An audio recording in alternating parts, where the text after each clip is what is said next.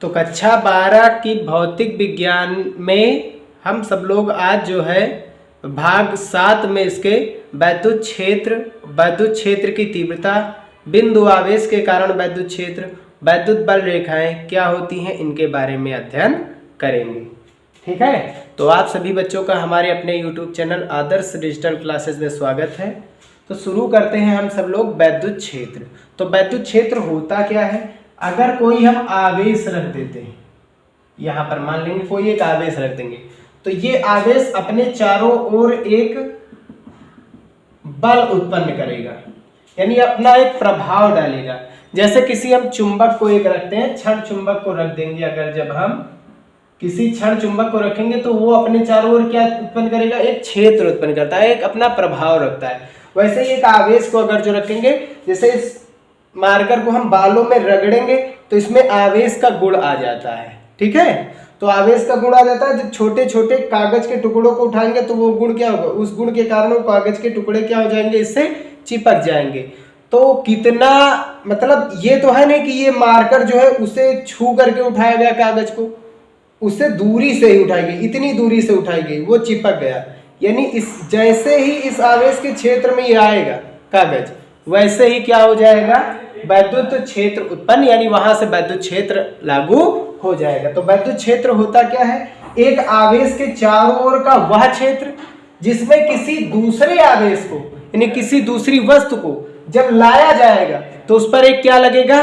बल लगेगा, यानी वो बल का अनुभव करेगा। यानी छोटे छोटे कागज के टुकड़े क्या होते हैं? उस बल को अनुभव करते हैं, अनुभव करने के कारण ही वो क्या हो जाते हैं? इसके साथ चिपक जाते हैं। तो वैद्युत क्षेत्र होता क्या है? वैद्युत क्षेत्र किसी आवेश के चारों ओर का ऐसा क्षेत्र होता है जिसके भीतर किसी अन्य वस्तु, जैसे कोई आवेशित वस्तु या कोई आवेशित कण लाया जाता है तो उस पर बल का अनुभव किया जाता है। ठीक है, जैसे यहां से शुरू हो जाए बल का अनुभव तो ये इसका चारों ओर का क्षेत्र बन जाएगा। वैद्युत का मतलब होता है आवेश और क्षेत्र का मतलब इसका एरिया। तो इस आवेश का क्षेत्र क्या है, कहां तक इसका प्रभाव है? ठीक है, तो इस कहां तक इसका प्रभाव रहेगा, उस जहां तक इसका प्रभाव रहेगा वही इसका क्या कहलाता है? वैद्युत क्षेत्र। ठीक है,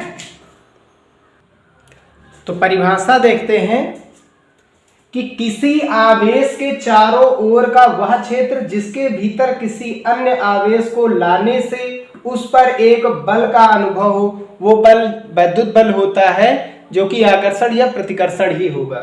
ठीक है, वैद्युत क्षेत्र कहलाता है। जहां से बल लगना शुरू हो जाएगा वहां से वैद्युत क्षेत्र स्टार्ट हो जाएगा। ठीक है, अब हम देखेंगे वैद्युत क्षेत्र की तीव्रता।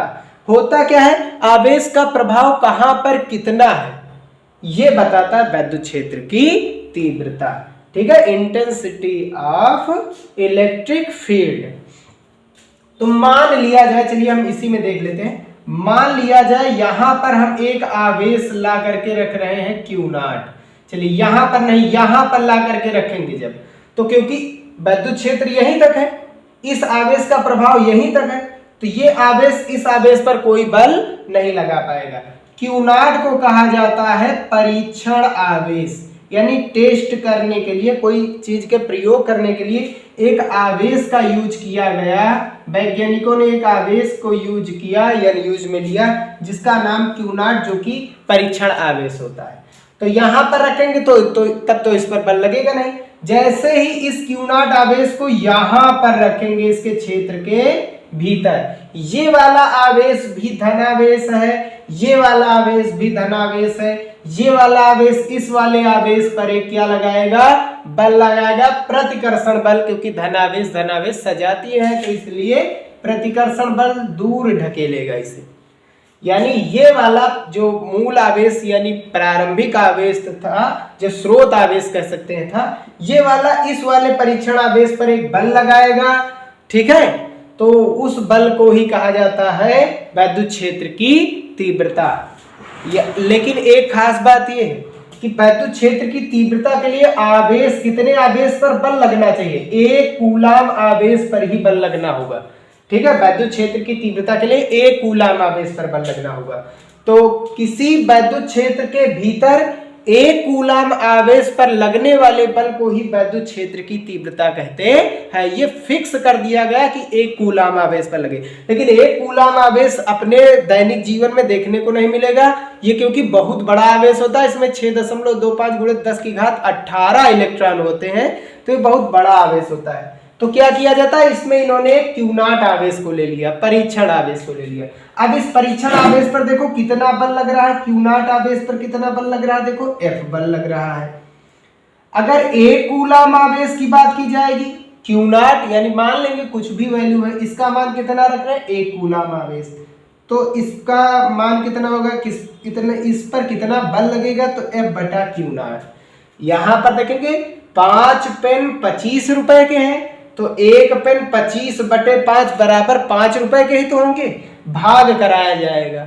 ठीक है, Q0 से इधर भाग, Q0 से इधर भाग, Q0 से इधर भाग कराएंगे तो ऊपर नीचे सेम है, तो कितना बचा, 1, इधर से Q0 पर भाग कराएंगे तो F/Q0 बचेगा। तो एक कूलाम आवेश पर देखो कितना बल लग रहा है, एक कूलाम आवेश पर बल लग रहा है F/Q0, और एक कूलाम आवेश पर जितना बल लगेगा उसी का नाम है वैद्युत क्षेत्र की तीव्रता, E से लिखा जाता है, जो कि बराबर है किसके, देखो एक कूलाम आवेश किसके बराबर है, F/Q0। तो वैद्युत क्षेत्र की तीव्रता किसे कहते हैं, तो बल जो कि इस आवेश पर लग रहा होता है, ठीक है, तो बल बटा जिस आवेश पर बल लग रहा है वो आवेश नीचे, तो बल बटा आवेश क्या होता है, वैद्युत क्षेत्र की तीव्रता। तो एक कूलाम आवेश कहां पर, वैद्युत क्षेत्र के भीतर, तो वैद्युत क्षेत्र के भीतर एक कूलाम आवेश पर लगने वाले बल को ही क्या कहा जाता है, वैद्युत क्षेत्र की तीव्रता, और इसे E से व्यक्त किया जाता है। E बराबर होता है F/Q0। ठीक है ना। तो परिभाषा हमने लिख दी है कि वैद्युत क्षेत्र के भीतर एकांक आवेश, एकांक का मतलब एक आवेश का मात्रा कितना होता है, कूलाम होता है, तो एक कूलाम या एकांक आवेश पर लगने वाले बल को वैद्युत क्षेत्र की तीव्रता कहते हैं। ये फिक्स कर दिया गया कि एक ही कूलाम आवेश पर बल लगना चाहिए, लेकिन हमारे पास आवेश कितना है, Q0, तो जितना भी आवेश होगा कोई जरूरी नहीं है एक ही कूलाम आवेश हर जगह है, एक कूलाम आवेश आएगा ही नहीं। हम पिछले न्यूमेरिकल्स में भी देख चुके हैं, कहीं पर भी एक कूलाम आवेश आया भी नहीं है। तो एक कूलाम आवेश बहुत बड़ा आवेश होता है, इसलिए उसका यूज नहीं किया जाता, उससे उत्पन्न नहीं किया जा सकता है, बहुत ही ज्यादा घर्षण कराने से उत्पन्न होगा।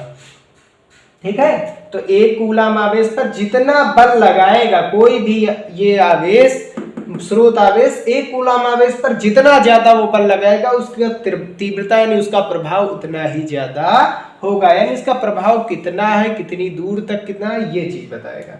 तो इसका देखो, इसका जो सूत्र लिखा है, वैद्युत क्षेत्र बराबर होता है F/Q0, बल बटा आवेश।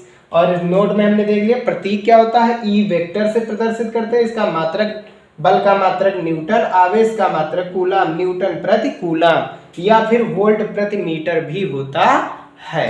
ठीक है, आगे हम देखेंगे वोल्ट प्रति मीटर कैसे होता है। यहाँ पर हम दे दिए क्योंकि ये पूछा जाता है वोल्ट प्रति मीटर किसका जो होता है मात्रक होता है, तो वही चीज हमने दे दी। बीमीय सूत्र क्या होता है, तो बल की बीमीय सूत्र mLT-2 होता है, आवेश का AT होता है। AT को जब ऊपर लेकर के जाएंगे तो आ जाएगा mLT⁻³ A⁻⁻1। राशि कौन सी है, सदिश राशि है, तो इसलिए यहाँ 2 बार हो गया है, सदिश राशि 2 बार लिख दिए हैं। तो सदिश राशि है, अगर जब कोई भी राशि अगर सदिश राशि है तो उसमें दिशा होती है, परिमाण तो रहता है, साथ ही साथ उसकी दिशा होती है। तो इस वैद्युत क्षेत्र की जो वैद्युत क्षेत्र की तीव्रता या वैद्युत क्षेत्र की जो दिशा होती है वो +Q से दूर जाती है और -Q के पास आती है। ठीक है, तो धनावेश से दूर और ऋणावेश के पास, ऋणावेश की ओर रहता है।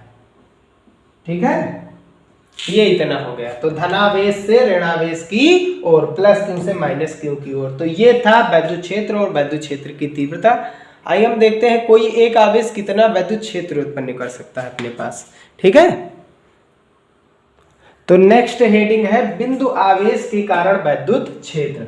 बिंदु आवेश के कारण मतलब कोई एक आवेश है, कोई भी एक आवेश क्यों है, वो अपने से कुछ दूरी पर कितना वैद्युत क्षेत्र उत्पन्न करता है उसका मान।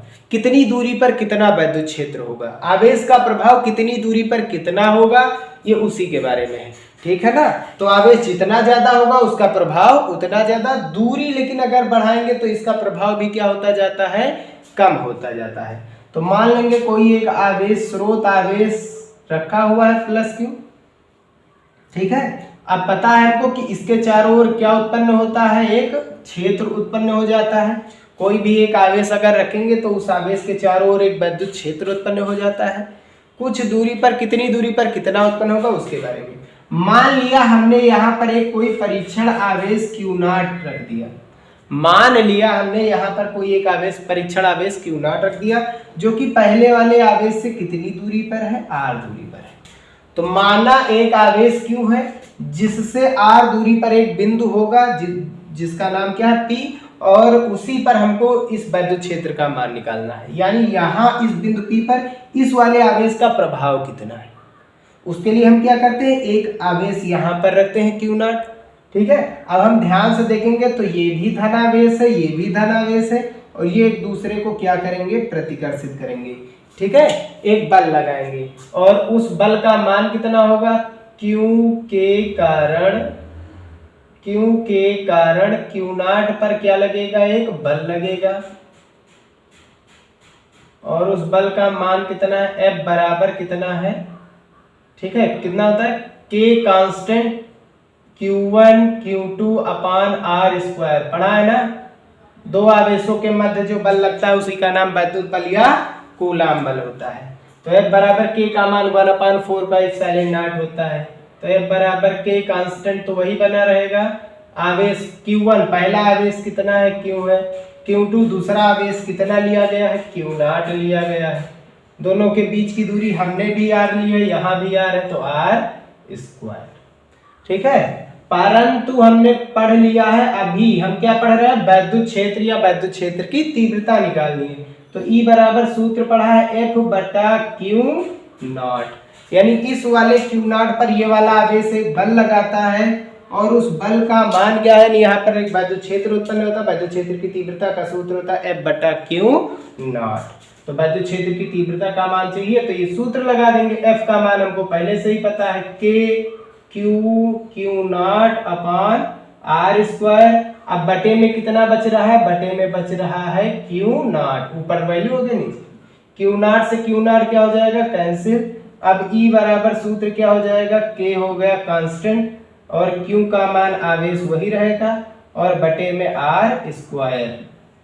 अब अगर जब हम K की वैल्यू रख देंगे, K की वैल्यू रखेंगे तो 1/4πε0 इंटू में कैपिटल K और इंटू Q अपान R स्क्वायर।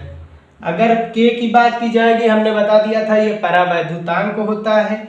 ठीक है। जो बल के मान को कम करने के लिए लाया जाता है, कागज, मोम, अभ्रक इत्यादि को रख करके। ठीक है। अगर वायु या निर्वात की बात की जाएगी, वायु या निर्वात की बात की जाएगी, तो वायु या निर्वात की बात की जाएगी तो कैपिटल K का मान कितना हो जाता है, 1। ऐसा इसलिए होता है क्योंकि इप्सिलॉन बराबर ε0 हो जाता है। माध्यम की वैद्युतशीलता निर्वात की वैद्युतशीलता के बराबर हो जाती है। तो ये था बिंदु आवेश के कारण वैद्युत क्षेत्र। चलिए हम देख लेते हैं कि वैद्युत द्विध्रुव क्या होता है। ठीक है। तो चलिए अब हम देखते हैं कि वैद्युत द्विध्रुव क्या होता है। तो वैद्युत का मतलब होता है आवेश, द्वि मतलब दो, और ध्रुव का मतलब एक पोल होता है। ठीक है, यानी एक स्तंभ। तो लेकिन आगे कितने लगे हुए, दो है, द्वि लिखा है यानी दो स्तंभ है। तो आवेशों का क्या होता है, एक स्तंभ होता है, यानी कह सकते हैं एक निकाय होता है। जैसे ही मान लिया हमने एक आवेश यहाँ पर क्या रख दिया, एक आवेश रख दिया Q, वो भी कितना, प्लस का, और इसी से कुछ दूरी पर ही, बहुत ही समीप, एक कोई आवेश, इतना ही आवेश जितना यहाँ लिया गया है, लेकिन विपरीत, वो भी कितना, -Q। जब रख देंगे तो ये क्या बन जाएगा, निकाय। ये जो निकाय है ये बन जाएगा वैद्युत द्विध्रुव। ठीक है ना। और इन दोनों के जो बीच की दूरी होती है वो हमेशा कितनी ली जाती है, 2L ली जाती है।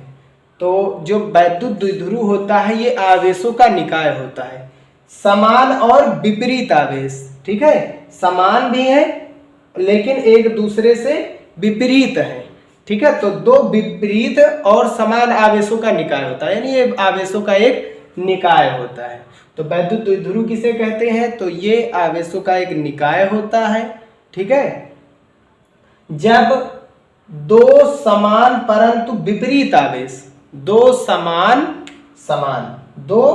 समान किंतु विपरीत चिन्ह प्लस माइनस वाले दो आवेश एक दूसरे के बहुत पास रखे जाते हैं, तो ये जो निकाय बन करके तैयार होता है इसी को कहा गया वैद्युत द्विध्रुव। जैसे चुंबकीय द्विध्रुव होता है, जैसे एक सिरा N होता है, दूसरा सिरा S होता है, तो क्षण चुंबक क्या होता है? चुंबकीय द्विध्रुव की भांति व्यवहार करता है, क्योंकि इसका एक सिरा S होता है, एक सिरा N होता है, दोनों एक दूसरे के उल्टे होते हैं।